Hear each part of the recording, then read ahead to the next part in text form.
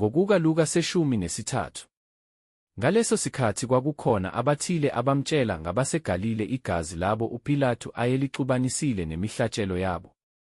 Waphendula wathi kubo, "Nithi labo baseGalile babe yizoni kunabo bonke abaseGalile ngokuba behlelwa yilokho? Ngithi kini, cha, kepha uma ningaphenduki, niyakubhubha kanjalo nonke." Nalabo abayi-18 owawela phezu kwabo umbhoshongo waseSilowama wababulala, nithi bona babe namacala kunabantu bonke abakhileyo eJerusalema? Ngithi kini, cha, kepha uma ningaphenduki, niyakubhubha ngokunjalo nonke. Wayesebalandisa lo mfanekiso wokuthi umuntu othile wayenomkhiwane utshalwe esivinini sakhe, weza efuna isithelo kuwo, akasifumananga.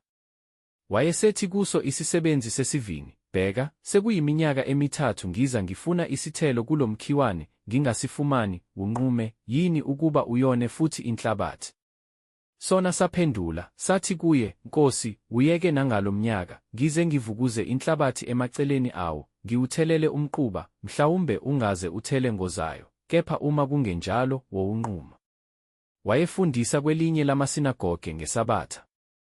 Bheka, kwabakhona owesifazane onomoya wobuthakathaka iminyaka eyi-18, eseqhothile engenakululama nempela. Kwathi uJesu embona, wambiza, wathi kuye, "Mame, ukhululiwe ebuthakathakeni bakho." Wabeka izandla phezu kwakhe, weluleka khona lapho, wamdumisa uNkulunkulu. Umphathi wesinagoge, ecunukile ngokuba uJesu ephulukisile ngeSabatha, waphendula, wathi kuso isixuku, "Kukhona izinsuku eziyisithupha okufanele ukusetshenzwa ngazo, ngakho-ke anoza ngazo, niphulukiswe, kungabi ngosuku lweSabatha."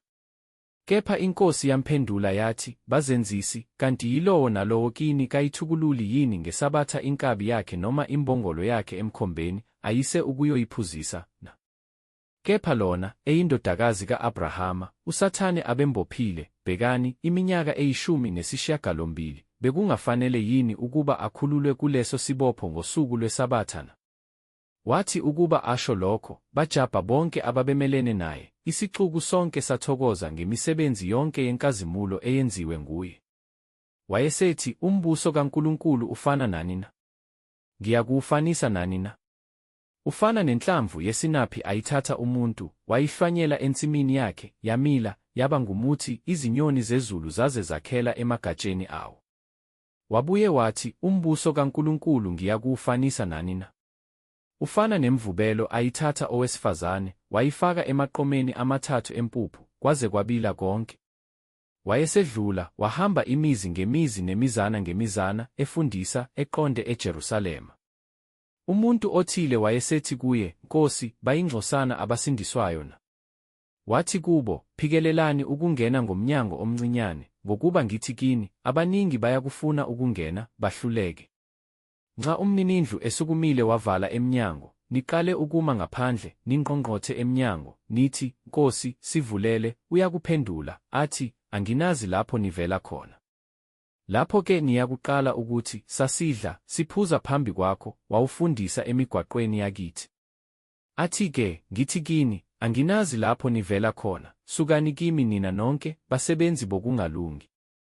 Lapho kuyakuba khona ukukhala nokugedla amazinyo, nxa senibona o-Abrahama, no-Isaka, noJakobe, nabaprofethi bonke embusweni kaNkulunkulu, kepha nina nikhishelwe ngaphandle. Bayakufika bevela empumalanga, nasentshonalanga, nasenyakatho, naseningizimu, bahlale ekudleni embusweni kaNkulunkulu. Bhekani, bakhona abokugcina abayakuba ngabokuqala, bakhona abokuqala abayakuba ngabokugcina." Ngawo lowo mzuzwana kweza abaFarisi abathile, bathi kuye, "Suka, umuke lapha, ngokuba uHerode ufuna ukukubulala." Wathi kubo, "Hambani nithi kuleyo mpungushe, bheka, ngikhipha amademoni, ngiphulukise abagulayo namuhla nakusasa, kuthi ngosuku lwesithathu ngipheleliswe. Nokho ngimelwe ukuba ngihambe namuhla nakusasa nangomhlomunye, ngokuba akunakwenzeka ukuba umprofethi abhubhe ngaphandle kweJerusalema. Jerusalema, Jerusalema, wena obulala abaprofethi, okhanda ngamatshe abathunyelwe kuwe, bengithanda kangaki ukubuthela ndawonye abantwana bakho njengesikhukhukazi sibuthela amazinyane aso phansi kwamaphiko, kepha anivumanga. Bhekani, indlu yenu isisala inxiwa kini, Kepha ngithi kini, anisoze nangibona, kuze kufike isikhathi sokuba nithi, ubusisiwe ozayo egameni leNkosi.